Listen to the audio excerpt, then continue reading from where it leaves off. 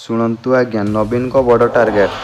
ଗୃହ ବିଭାଗ ଖର୍ଚ୍ଚ ଦାବିକୁ ନେଇ ବିରୋଧୀ ଦଳ ନେତା ନବୀନ ପଟ୍ଟନାୟକ ମୋହନ ସରକାରଙ୍କୁ କଡ଼ା ବିରୋଧ କରିଛନ୍ତି। ନବୀନ ବାଲେଶ୍ୱର ଏବଂ ଜଟଣୀରେ ସାମ୍ପ୍ରଦାୟିକ ହିଂସା କଥା ଉଠାଇ ମୋହନ ସରକାରଙ୍କୁ ଟାର୍ଗେଟ କରିଛନ୍ତି। ରଥଯାତ୍ରା ସମୟରେ ନାନା ଅବସ୍ଥା ମହାପ୍ରଭୁଙ୍କୁ ବଳଭଦ୍ର ତଳେ ପଡ଼ିଯିବା କଥା କହିଛନ୍ତି ନବୀନ।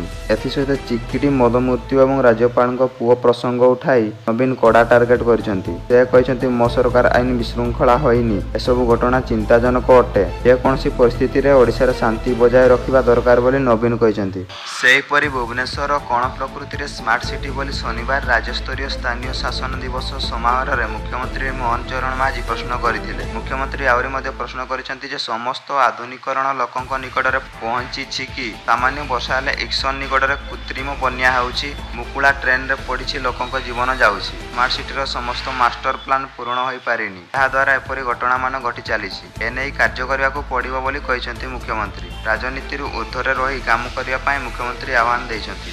ଏଥିସହିତ ସମସ୍ତେ ଏଥିପ୍ରତି ନିରପେକ୍ଷ ଭାବରେ ଧ୍ୟାନ ଦେବେ ବୋଲି ମୁଖ୍ୟମନ୍ତ୍ରୀ ଆଶା ବ୍ୟକ୍ତ କରିଛନ୍ତି।